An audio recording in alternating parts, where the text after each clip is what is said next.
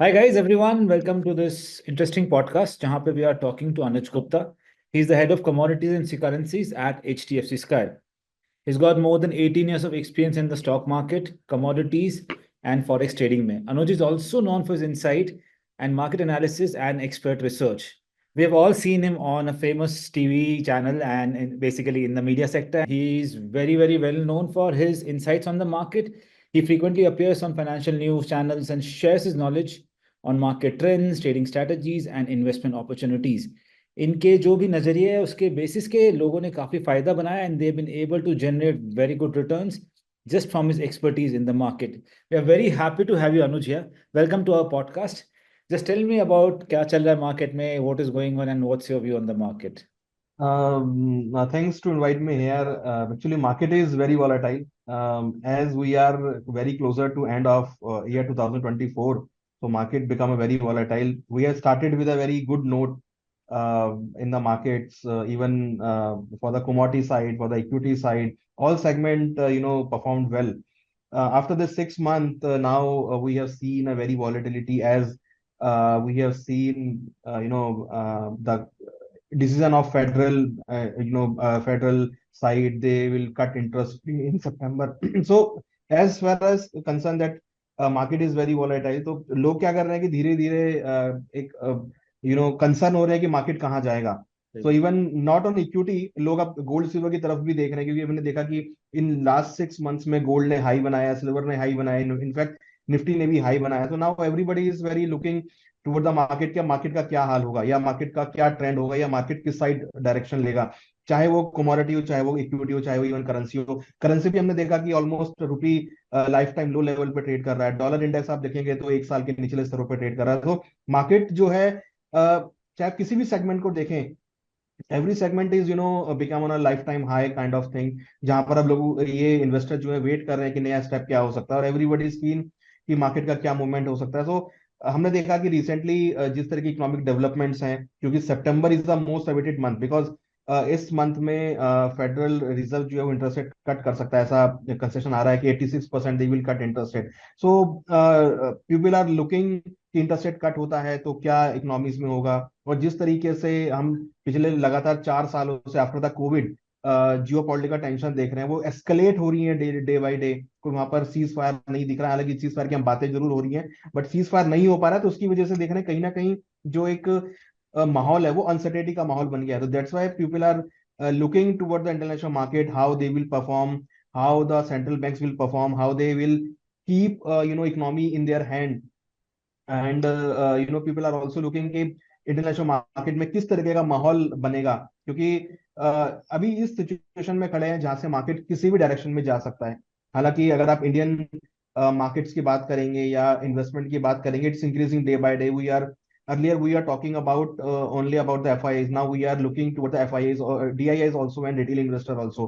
And apart from after the budget, they announced the cut in interest rate. Now people are even looking towards the gold and silver, because gold silver ने high बनाया था. Now अब market में interest custom duty cut होने के बाद they fallen down. So now people are looking कि that is also opportunity for investment in gold and silver. And the rupee is also depreciating. So जो investor हैं, जो volatile market को देखना पसंद करते हैं, जो अपॉर्चुनिटी को देखते हैं, जो एक लॉन्ग टर्म सिनेरियो को देखते हैं, तो ऐसे में लोग अभी वेट कर रहे हैं कि सितंबर में क्या होता है. बिकॉज सितंबर से एक टर्न अराउंड मैं एक्सपेक्ट कर रहा हूँ कि मार्केट में आ सकता है.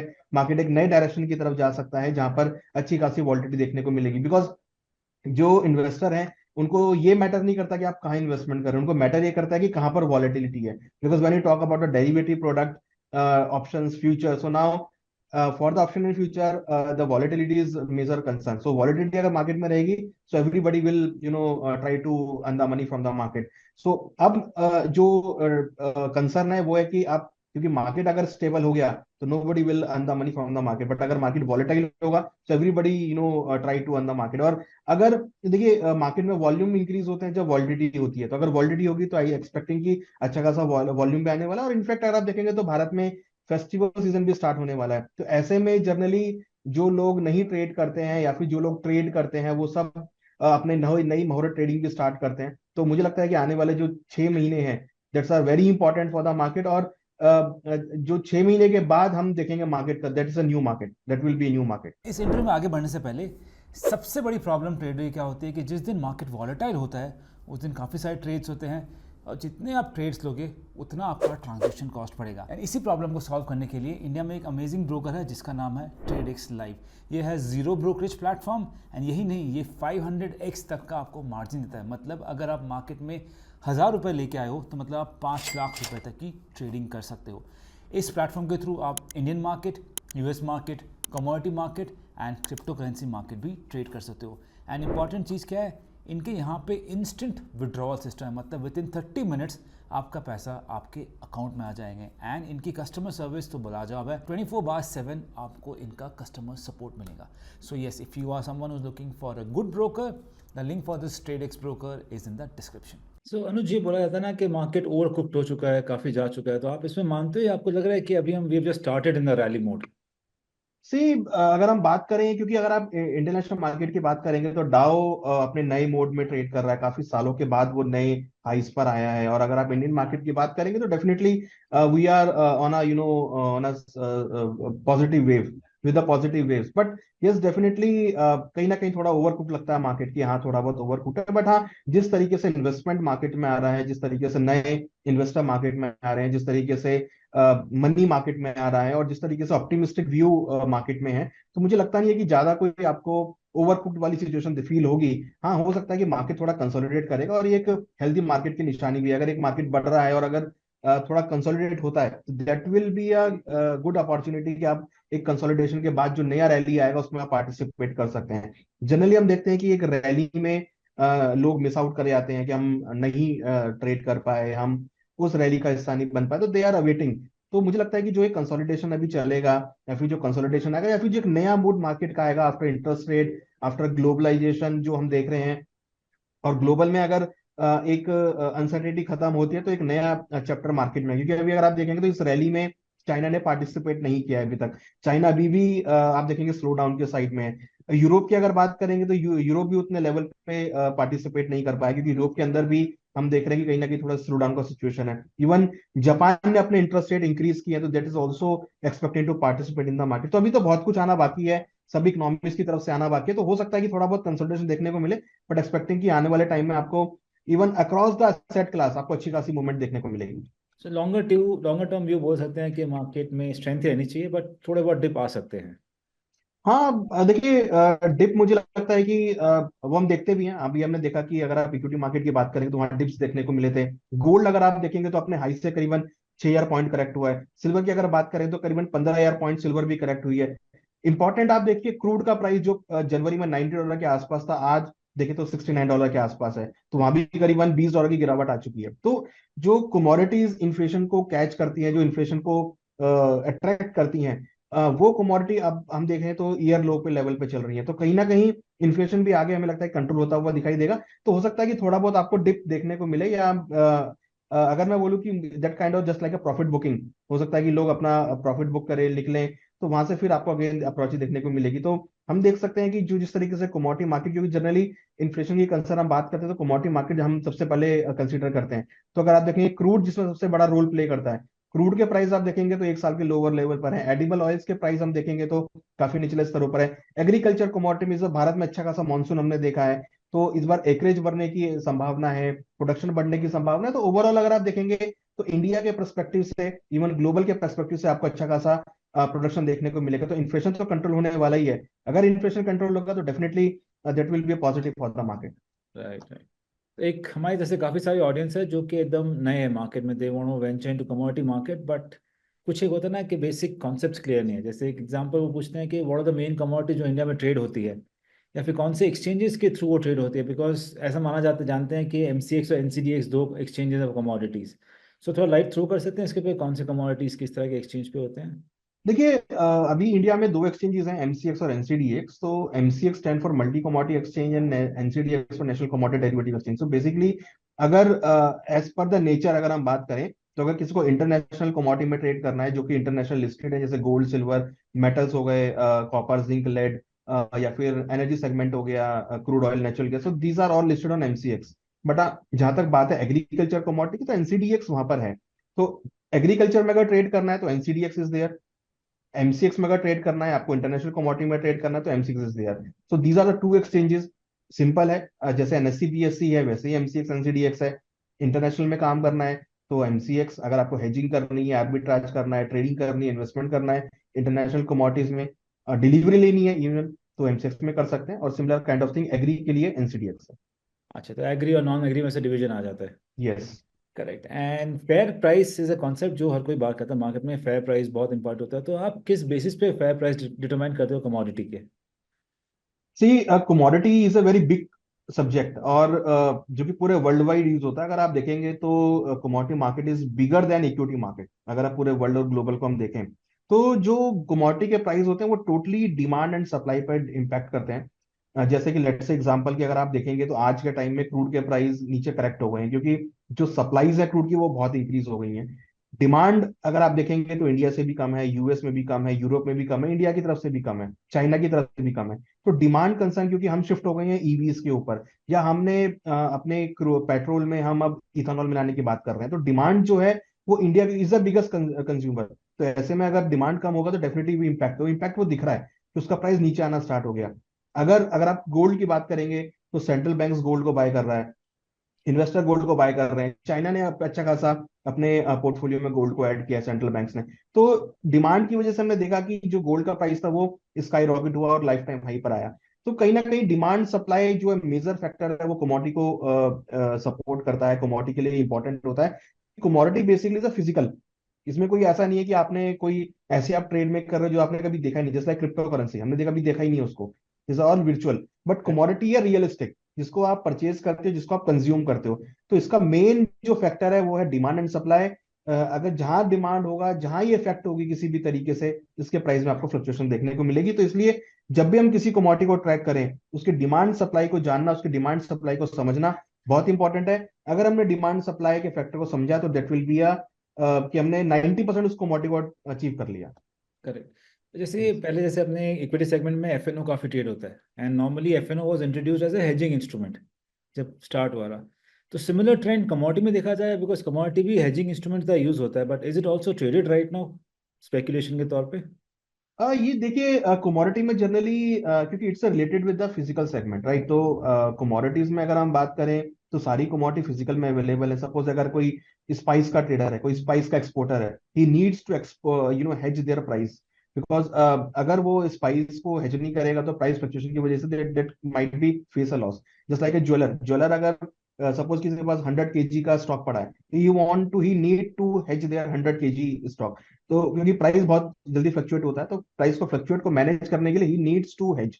तो कमोडिटीज में एक्चुअल में हेज हम देखते हैं, जो कि यूज करते हैं लोग फ्यूचर्स को, ऑप्शंस को, अपनी क्वांटिटी को हेज करने के लिए। जैसे अगर कोई ज्वेलर है, उसके पास 100 kg का क्वांटिटी पड़ा है, तो he can use put option to hedge their price. Right. तो ऑप्शंस को भी लोग यूज करते हैं और फ्यूचर को भी यूज करते हैं। तो बेसिकली अगर हम एक्चुअल हेजिंग की बात करें तो फिजिकल के अगेंस्ट में, तो कमोडिटी इज द प्रोडक्ट जहां पर लोग अपनी पोजीशन को हेज करते हैं। Similar kind of thing currency में भी होता है, जो एक्सपोर्टर इंपोर्टर होते हैं जिनका एक्सपोजर करेंसी में होता है, तो दे यूज जनरली करेंसी एक्सचेंजेस, जहां पर एनएससी में करेंसी ट्रेड होती है। तो एनएससी के अंदर वो करेंसी फ्यूचर्स मार्केट को, ऑप्शंस को, फ्यूचर्स को यूज करते हैं हेज करने के लिए। तो अगर हम बात करें हेजिंग का एक्चुअल कंसेप्ट जो है, वो हम कमोडिटी और करेंसी में देखते हैं, जहां पर एक्चुअल में फिजिकल एक्सपोजर है।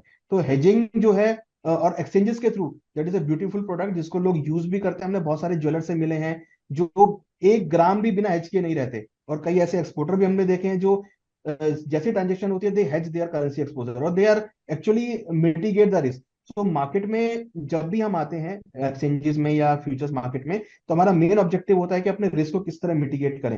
तो hedging is the biggest concept, जहां पर जो ट्रेडर्स होते हैं, जो इन्वेस्टर्स होते हैं, जो रियल ट्रेडर्स होते हैं, दे यूज दिस कंसेप्ट। रियल इस्तेमाल एफएनओ का यहाँ पे कमोडिटीज में होता है, आप बोल सकते हैं टेक्निकली, यस। बिकॉज इक्विटी में तो पूरा स्पेकुलेशन होता है।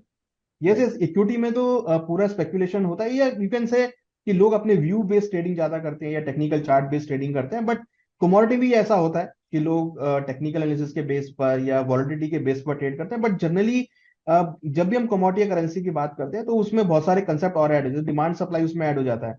वो ऐसा कोई ब्लाइंडली कोई ट्रेड नहीं करता, वो पहले समझता है कि डिमांड सप्लाई कहाँ से आ रहा है, डिमांड कहाँ से सप्लाई किया है, और आगे फ्यूचर का डिमांड सप्लाई का प्रोस्पेक्ट क्या है, या फिर आगे चलकर क्या इसका डिमांड हो सकता है, या सेंट्रल बैंक से क्या खरीदारी है, तो उसके बेस पर they are creating a position. So I can not say that is a speculation, that is a view based trading. I can say that people are using these exchanges platform for the view based trading, technical analysis based trading, fundamental based trading. And not can say, we can say not is a speculation, because trading जब हम करते हैं तो हमारा एक view होता है कि जब हम व्यू बेस्ड ट्रेडिंग करते हैं, तो मेरी एडवाइस भी है जब भी कोई मार्केट में उतरे तो एटलीस्ट कुछ व्यू बना के, कुछ स्ट्रेटेजी बना के आप ट्रेड लेंगे, that will be benefit for the traders. Right right right. So अभी आते हैं लाइक रिसर्च पिट पे, जैसे कि आप काफ़ी डिटेल में रिसर्च करते हैं, तो इसमें importance of technical fundamental analysis क्या है जब आप अपना ट्रेडिंग डिसीजन लेते हो कमोडिटीज में? देखिए, रिसर्च बहुत जरूरी है. सपोज अगर मैं कमोडिटी साइड की बात करूं, तो अगर हम एक कहीं शॉप ओपन करते हैं, सपोज अगर मैं एक रिटेल शॉप ओपन करता हूं, तो I have to do lots of research कि मेरा माल कहाँ बिकेगा, मेरे माल में कितना मार्जिन है, या फिर मेरा खरीदार कौन होगा प्रोडक्ट का. तो उसी तरीके से अगर मैं कमोडिटी में या किसी भी सेगमेंट में ट्रेड ले रहा हूँ, इवन अगर मैं प्रॉपर्टी में भी जा रहा हूँ, तो आई हैव टू रिसर्च कि जो मैं एसेट क्लास बाय कर रहा हूँ उसमें मेरे को कितना मार्जिन मिलना चाहिए, कितना इन्वेस्टमेंट मेरे को इसमें लगना चाहिए, या मेरा जो उसमें मार्केट की वैल्यू कंडीशन कैसी है, कहीं ऐसा तो नहीं कि मार्केट आगे डल हो जाएगी, या जिस एरिया में मैं अपना माल को परचेज कर रहा हूँ, सपोज प्रॉपर्टी परचेज कर रहा हूँ या फिर मैं गोल्ड परचेज कर रहा हूँ, तो आगे इनको क्या क्या फैक्टर हैं जो इंपॉर्टेंट रोल प्ले करते हैं जिससे प्राइस में एप्रिसिएशन मिलेगा. मेरा इन्वेस्टमेंट करने का नजरिया ये है कि मेरे प्राइस में एप्रिसिएशन मिलना चाहिए. अगर मेरे को एप्रिसिएशन मिलेगा तो then I will be invest more money. तो जो एप्रिसिएशन है वो मेरा होना चाहिए फंडामेंटल बेस पे और टेक्निकल बेस पे. जनरली टेक्निकल बेस जो यूज करते हैं, टेक्निकल चार्ट जो लोग यूज करते हैं, वो जनरली शॉर्ट टर्म ट्रेडिंग के लिए लोग यूज करते हैं कि आपको शॉर्ट टर्म में क्या वॉलिडिटी मिल रही है, या शॉर्ट टर्म में क्या आपको बाय और सेल मिल रहा है, शॉर्ट टर्म में क्या एकदम फ्लक्चुएशंस मिल रही हैं, या पैटर्न में अगर कोई ब्रेकआउट हुआ है तो क्या वहां से कितना अपॉर्चुनिटी मिल सकती है. तो जनरली टेक्निकल जो बेस ट्रेडिंग होती है वो एक शॉर्ट टर्म ट्रेडिंग बेस्ड होती है, अगर आपको शॉर्ट टर्म ट्रेडिंग लेनी है. बट हाँ, अगर हम एक लॉन्ग टर्म ट्रेंड लेना है या लॉन्ग टर्म ट्रेडिंग लेनी है, तो जनरली लोग फंडामेंटल बेस्ड ट्रेडिंग लेते हैं. तो टेक्निकल और फंडामेंटल में सिर्फ यही अंतर है. अगर एक शॉर्ट टर्म ट्रेडिंग लेनी है, स्विंग ट्रेडिंग करनी है, इंट्राडे ट्रेड करना है, या एक वीकली बेस्ड ट्रेड करना है, तो we can do technical based trading. But हाँ, अगर मेरे को लंबा ट्रेड लेना है, एक लंबी अपॉर्चुनिटी लेनी है, तो I need to explore the fundamental side, because fundamental में हम ये एक्सप्लोर करते हैं कि लॉन्ग टर्म मार्केट का क्या सिनेरियो है, या लॉन्ग टर्म अगर मैं किसी एग्रीकल्चर कमोडिटी की बात करूं कि लॉन्ग टर्म उसका कैसा प्रोडक्शन रहेगा, उसकी सप्लाईज कैसी रहेंगी. जैसे अगर हम अब मानसून की बात कर रहे हैं, तो मानसून बहुत अच्छा गया है. अब इस मानसून की वजह से क्या क्या इंपैक्ट हो सकता है, कितनी एकरेज बढ़ेगी, किस कमोडिटी की सोइंग बढ़ेगी, और उससे क्या इंपैक्ट होगा, एक्सपोर्टर को क्या मुनाफा होगा, जो इंपोर्टर है वो किस तरीके का इंपोर्ट करेगा. तो बेसिकली मेरे को ये देखना है कि इंपोर्टर और एक्सपोर्टर कैसे ड्राइव करेंगे प्राइसेस को, या मार्केट में डिमांड सप्लाई कैसे. तो that is a fundamental base. But अगर मेरे को एक शॉर्ट टर्म देखना है कि शॉर्ट टर्म मेरे को जस्ट एक फ्लक्चुएशन खेलनी है, या एक मेरे को मूवमेंट प्ले करना है, या मेरे को एक अपॉर्चुनिटी देखनी है, then I can use a technical की ये ट्रेंड ब्रेकआउट हुआ है, तो ये ट्रेंड के ब्रेकआउट होने से मार्केट यहाँ से 1% का गेन करेगा या 0.5% का गेन करेगा, तो that is kind of the technical. So मुझे ट्रेडिंग करने के लिए ये दोनों चीजें देखनी है कि शॉर्ट टर्म ट्रेडिंग और लॉन्ग टर्म ट्रेडिंग के लिए मेरे को कैसा ट्रेड लेना है. बट जब मैं इनको कंबाइंड कर लेता हूँ कि अगर मेरे को लॉन्ग टर्म भी लेना है, then I can even use the long term trend for the technical side, so that will be good. I can explore a more good opportunity for that. So combined of the both will give a very good results. तो technically kind of techno फंडा जैसा हो गया, technical Yes, analysis हो yes, गया, yes, fundamental yes. Analysis for broader picture. Right right. So basically and इसमें आता है कि जैसे कमोडिटी इन इटसेल्फ, एक फॉर एग्जांपल जैसे हम ऑयल की बात कर ले बाई चांस, क्रूड ऑयल का, it's a very global product. Yes. देखिए इसमें कहीं पे भी इवेंट हो तो कुछ इम्पैक्ट, जैसे रशिया में हो गया, फिर दुबई ओमान क्रूड हो गए, या रशियन मतलब यूरल्स वगैरह हो गए. सो मतलब आप इन सब के ऊपर how do you get to keep information, सारा इन्फॉर्मेशन कैसे आपको टाइम पे मिल पाती है, और how do you manage to keep an information, because you trade in such a huge quantity, तो यहाँ पे आपको ज़्यादा केयरफुल रहना पड़ेगा, because one small mistake could lead to big losses. तो उसमें आप कैसे इम्पैक्ट उसको मतलब समझने की कोशिश करते हैं उससे? देखिए, that is the part of research कि आप जब किसी प्रोडक्ट को ले रहे हैं, तो just let's say we are from SDFC Sky, which is the security, we are preparing the many reports for that. Right. So आप एक रिसर्च हाउस की रिपोर्ट्स को समझ सकते हैं, पढ़ सकते हैं. Even there are lots of websites जहां पर हम जाकर उसको अपडेट ले सकते हैं. जैसे एग्जांपल investing.com है, वहां पर जाकर हम ये चेक कर सकते हैं कि क्या फंडामेंटल अपडेट्स है मार्केट में. ओपेक मेंबर्स की रिपोर्ट पढ़ सकते हैं कि ओपेक का क्या डिसीजन है मार्केट को लेके, या ऑयल कि जो मेन प्रोड्यूसर्स हैं उनके हम इन्वेंट्री को चेक कर सकते हैं। जैसे अगर आपने क्रूड की बात करी है तो क्रूड में ये हम ये चेक कर सकते हैं वीकली इन्वेंट्री कैसे आती है। इन्वेंट्री कब आती है? जनरली वेडनेसडे को 8 बजे इन्वेंट्री आती है। तो इन्वेंट्री आ रही है तो इन्वेंट्री में क्या अप्स एंड डाउन्स है, इन्वेंट्री कम हुई है, ज्यादा हुई है। इवन एक्सपोर्टर्स जो ओपेक मेंबर्स हैं उनका क्या प्रोडक्शन है, वो आगे क्या प्रोडक्शन बढ़ाएंगे या प्रोडक्शन गिराएंगे, तो वो हम चेक कर सकते हैं। साथ में जियोपॉलिटिकल टेंशन कैसी है, और जियोपॉलिटिकल टेंशन है तो उसका इम्पैक्ट क्या पड़ेगा। कई बार क्या होता है कि जियोपॉलिटिकल टेंशन होती है बट उसका इम्पैक्ट नहीं पड़ता। जियोपॉलिटिकल टेंशन अगर है तो उसका क्या एक्चुअल इम्पैक्ट है, कितनी सप्लाईज पे इम्पैक्ट पड़ेगा। राइट, उसके साथ साथ जैसे इंडिया ने इथेनॉल प्रोग्राम लॉन्च किया, तो इथेनॉल से इंडिया की कंजम्पशन पे क्या इम्पैक्ट पड़ रहा है, और इंडिया की कंजम्पशन इम्पैक्ट पड़ रहा है तो इंडिया कहाँ से इंपोर्ट करेगा, उसके इंपोर्ट पे कितना फर्क पड़ेगा। तो ये जो चीजें हैं ये हमें देखनी चाहिए। तो जब भी हम किसी भी कमोडिटी में ट्रेड लें तो ये एटलीस्ट वॉच करें कि जो उसके फंडामेंटल फैक्टर्स हैं। क्योंकि जब हम रिसर्च करते हैं तो हमारा एक टारगेट होना चाहिए, हम लॉन्ग टर्म एक व्यू लेके चलें, बट उसको हम शॉर्ट टर्म में कट करके चलें कि शॉर्ट टर्म में हमें क्या क्या मूवमेंट्स मिल रही हैं, क्योंकि मार्केट शॉर्ट टर्म में वॉलेटाइल होती है बट लॉन्ग टर्म में ट्रेंडिंग होती है। तो अगर हम एक लॉन्ग टर्म व्यू लेके चल रहे हैं तो वी हैव टू कंसीडर कि लॉन्ग टर्म मार्केट का ट्रेंड कैसा है, और लॉन्ग टर्म के अंदर हमको क्या फंडामेंटल फैक्टर देखने हैं, क्योंकि जनरली डिमांड सप्लाई जो होता है that is based on long term impact. Short term में आप टेक्निकल चार्ट्स देखकर, ब्रेकआउट्स को देखकर, या कोई पैटर्न ब्रेकआउट है या कोई वॉल्यूम का गेम अगर है तो वो आप देख के ट्रेड ले सकते हैं, बट लॉन्ग टर्म में फंडामेंटल देखने चाहिए। तो क्रूड के लिए जैसा कि बहुत सारी वेबसाइट्स हैं, आप नाइमेक्स की पोजीशंस को देख सकते हैं, ऑप्शंस की पोजीशंस को देख सकते हैं। क्रूड की सप्लाई जैसे हमने कोविड के टाइम पे देखा था कि -$40 क्रूड का प्राइस चला गया था, क्योंकि because there are lots of supply तुरंत मार्केट में आ गई थी, और जो डिमांड थी वो बिल्कुल जीरो हो गई थी, उसकी वजह से प्राइस माइनस में चला गया था। तो दैट्स काइंड ऑफ एक्टिविटी अगर इवेंट होता है तो ऐसे में क्या मूवमेंट होने वाली है। आगे विंटर सीजन स्टार्ट होने वाला, तो विंटर सीजन में क्या इंपैक्ट पड़ेगा, किस चीज की डिमांड बढ़ेगी। जैसे जनरली विंटर में हम देखते हैं गैसोलीन की डिमांड बढ़ती है, तो गैसोलीन की डिमांड अगर बढ़े तो we can try to invest in natural gas और गैस रिलेटेड प्रोडक्ट्स, यहाँ पर डिमांड बढ़ सकती है। क्रूड की डिमांड थोड़ी कम हो जाती है। समर सीजन आता है तो हम देखते हैं ड्राइविंग सीजन की वजह से डिमांड बढ़ जाती है, तो we can use that kind of strategy की हमें समर में क्रूड में देखना है, विंटर में हम गैस को ट्रैक कर सकते हैं। That's a kind of strategy कि आप किस तरह की स्ट्रेटेजी बना रहे हैं और क्या इम्पैक्ट किस कमोडिटी पे किस सीजन का इम्पैक्ट पड़ रहा है। तो जनरली कमोडिटीज हम सीजनलिटी ज्यादा हम चेक करते हैं, तो सीजनलिटी की वजह से भी कई बार अच्छे खासे रिजल्ट्स मिल जाते हैं।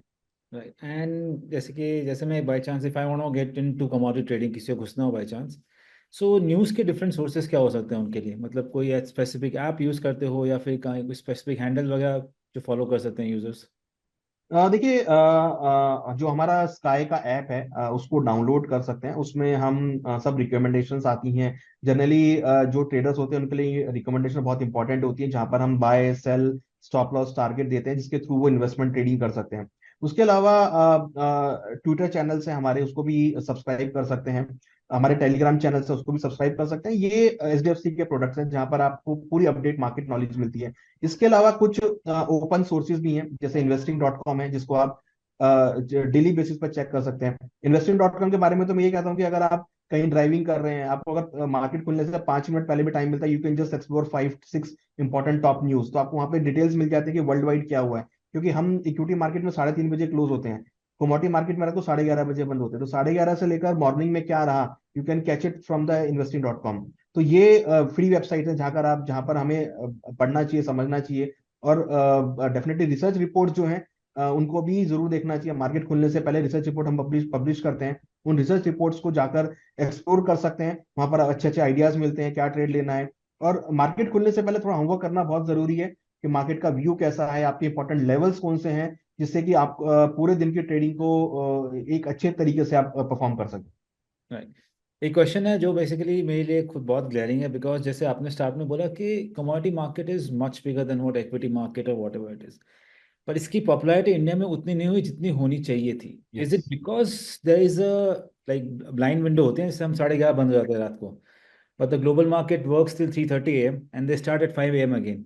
So we have a blind window of 8 hours. So do you think we should have less blind window ताकि इंडिया में पॉपुलर हो पाए कमोडिटी?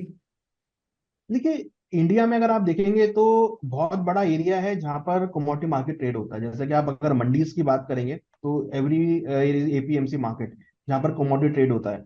ज्वेलर्स बहुत बड़ी मार्केट है इंडिया के अंदर, जो कि बहुत बड़ा ट्रेड होता है। फिजिकल मार्केट बहुत बड़ा है जहां पर बेस मेटल बहुत ट्रेड होते हैं।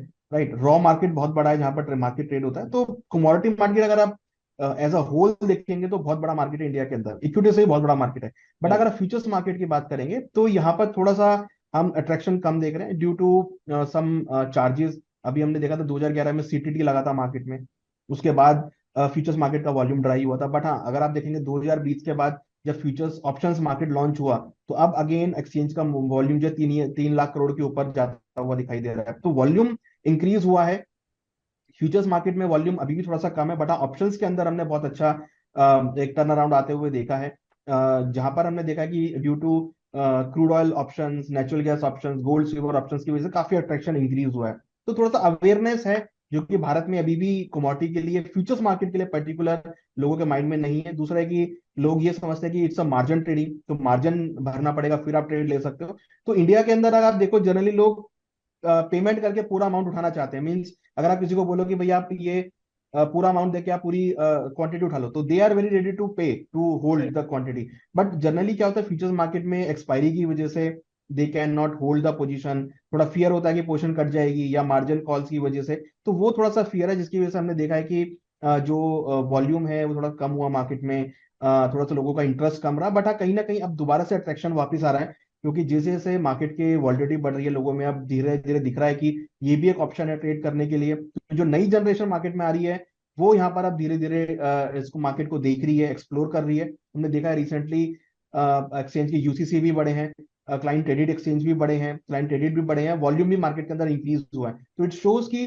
जो नए ट्रेडर्स मार्केट में आ रहे हैं विद नॉलेज, जो मार्केट में आ रहे हैं, they are now like to trade in the commodity market. तो मुझे लगता है कि आने वाले 4-5 सालों में आपको अच्छा खासा वॉल्यूम कमोडिटी एक्सचेंजेस पे अगेन होता हुआ दिखाई देगा। लास्ट क्वेश्चन, पर्सनली आपका फेवरेट प्रोडक्ट कौन सा है इन कमोडिटी मार्केट के? ये प्रोडक्ट ट्रेड करने में बड़ा मजा आता है मुझे। देखिए अगर आप इक्विटी को ट्रेड करेंगे तो आप खाली एक पर्टिकुलर इकोनॉमी को ट्रेड करेंगे। सपोज अगर मैं रिलायंस को ट्रेड कर रहा हूँ या एसबीआई को ट्रेड कर रहा हूँ, या तो I will bet on only in India. But अगर मैं कमोडिटी मार्केट को ट्रेड करना चाहता हूँ, पूरे वर्ल्ड को ट्रेड करना चाहता हूँ, तो gold and crude, these are the two product which are totally backed by the global market. अगर ग्लोबल में कुछ होगा, अगर किसी ने कुछ बोला भी, तो ये दो प्रोडक्ट सबसे ज्यादा हिलेंगे। तो अगर मैं एक ग्लोबली मार्केट को ट्रेड करना चाहता हूँ तो crude and gold, these are the two product. क्योंकि गोल्ड एक ग्लोबल करेंसी है, even crude is also global product. But उसको कैरी नहीं कर सकते, बट हाँ उसको हम ट्रेड जरूर कर सकते हैं। तो मेरे हिसाब से अगर आप एक ब्रॉड माइंड लेके चल रहे हैं या एक मैक्रो लेवल पे अगर हम बात कर रहे हैं, तो मुझे लगता है गोल्ड और क्रूड ऐसे प्रोडक्ट हैं जिसको अपने पोर्टफोलियो में जरूर रखना चाहिए। क्योंकि अगर ये हिलते हैं तो ये पूरी मार्केट को हिलाते हैं, चाहे आपकी इक्विटी मार्केट भी हो। अगर इसमें मूवमेंट खत्म हुई तो आपकी इक्विटी मार्केट भी, आई थिंक सो कि वहां भी शायद मूवमेंट आपकी रेंज बाउंड हो जाए। तो अगर ये दोनों हिल रहे हैं तो किसी कारण से हिल रहे हैं, और उस कारण की वजह से आपका इक्विटी मार्केट भी हिल रहा है। तो अगर आपको ग्लोबल मार्केट को देखना है तो क्रूड और गोल्ड पर नजर बनाए रखें, तो कहीं ना कहीं आपको अच्छे व्यूज आपको इक्विटी मार्केट के लिए भी मिलेंगे। So that is, you heard it from the horse's mouth himself कि उनका favourite product gold and silver, gold and crude है।